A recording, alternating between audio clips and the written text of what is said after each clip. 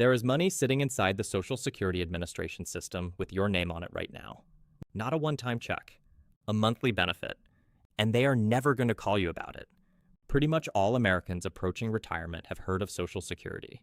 They know their own benefit, the one based on their own work record, the one they spent decades paying into. What almost nobody knows is that there are 3 separate categories of Social Security benefits that can be claimed on someone else's record entirely. A spouse's record, an ex-spouse's record, a deceased spouse's record, and every single year, billions of dollars in these benefits go completely uncollected because the people who are entitled to them simply do not know those benefits exist. The Social Security Administration does not send a letter. They do not place a call. There is no notification, no alert, no automatic enrollment. The money just sits there. I want to tell you about a woman named Patricia. I am going to change her name. She is 67 years old. She lives outside of Knoxville, Tennessee. She was married to her first husband, David, for 19 years before they divorced in 2003. David was an engineer. He earned well. Patricia worked part-time while raising their 3 children, and her own Social Security record reflects that. When she filed for her own benefits at 62, she received $740 a month.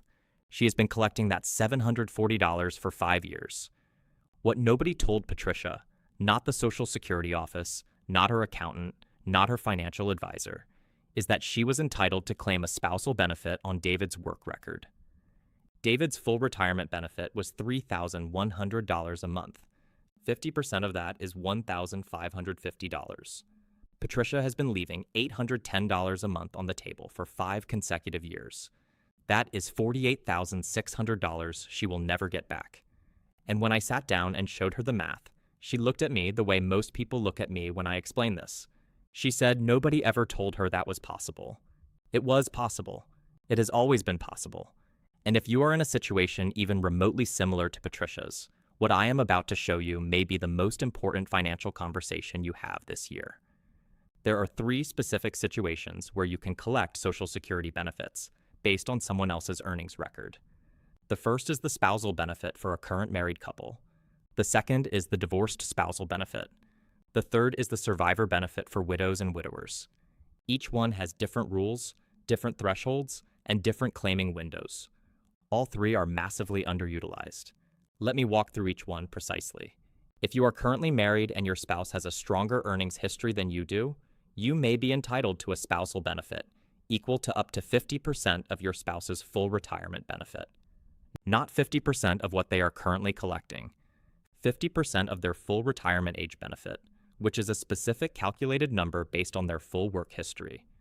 To claim this benefit, your spouse must have already filed for their own Social Security. You must be at least 62 years old to claim early, though claiming before your own full retirement age will reduce the amount. If you wait until your own full retirement age, you collect the full 50%. The Social Security Administration will pay you whichever is higher, your own benefit or the spousal benefit, but they will not automatically switch you to the higher one unless you ask. That comparison, that review of which benefit pays you more, is something you have to initiate. Now, the divorced spousal benefit. This is the one that surprises people most. If you were married to someone for at least 10 years and your marriage ended in divorce, you may still be entitled to claim Social Security benefits on your ex-spouse's earnings record. The rules are specific. The marriage must have lasted at least 10 years. You must be at least 62 years old. You must currently be unmarried. And if your divorce happened less than 2 years ago, your ex-spouse must have already filed for their own benefits before you can claim. If you have been divorced for more than 2 years, you do not need to wait for them to file at all. You can claim entirely on your own timeline. Your ex-spouse does not need to know. Their benefit is not reduced. Their new spouse, if they have one, is not affected. This is a completely separate, parallel entitlement inside the Social Security system. And there is no cap on how many former spouses can claim on the same person's record simultaneously. Think about what that means. If you were married for more than a decade, worked fewer years, or at a lower income than your ex, and you have been collecting your own smaller benefit without ever reviewing what you were entitled to on their record, you may have been systematically undercharging yourself for years. The third category is the survivor benefit, and this is the most generous of the 3. If your spouse has died, You are entitled to collect up to 100% of their Social Security benefit as a survivor. Not 50%, 100. If your spouse had a benefit of $2,400 a month and you have been collecting your own benefit of $1,100 a month, you can step up to $2,400. That is not a bonus. That is your legal entitlement, and it is waiting inside the Social Security system right now if you have never claimed it. Widows and widowers can begin collecting survivor benefits as early as age 60, which is 2 full years before the standard Social Security claiming age of 62. If you have a disability, that window opens even earlier, at age 50. And the rules for divorced survivors mirror the rules for married survivors. If your ex-spouse has died and your marriage lasted at least 10 years, and you have not remarried before age 60, you may be entitled to survivor benefits on their record, even though the marriage ended decades ago.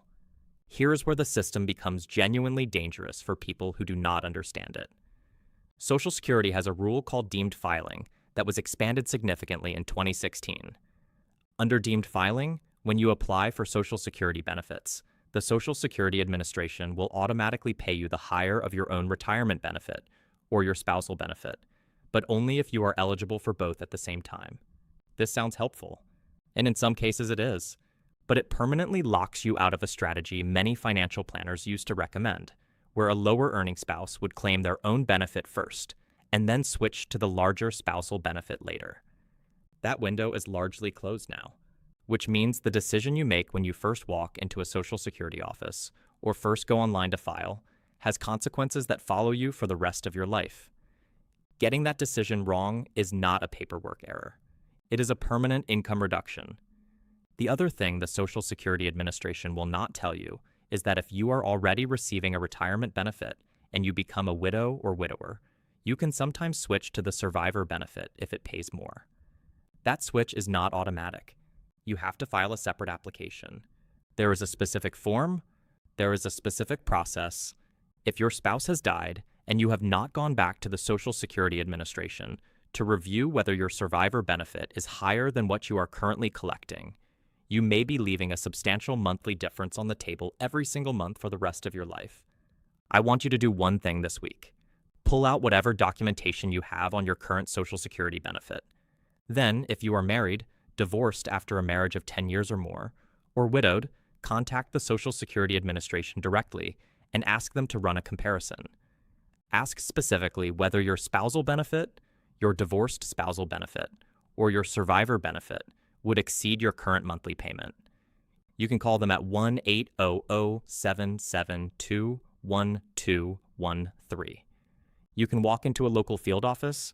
You can request a benefit statement that shows all the options you are eligible for under every record tied to your name.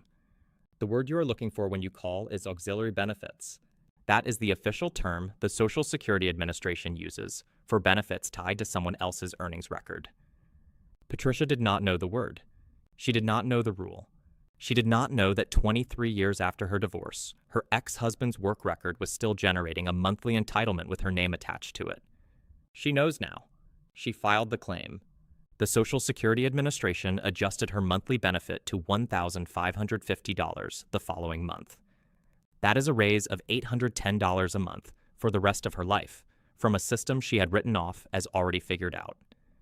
Do not write yours off before you check.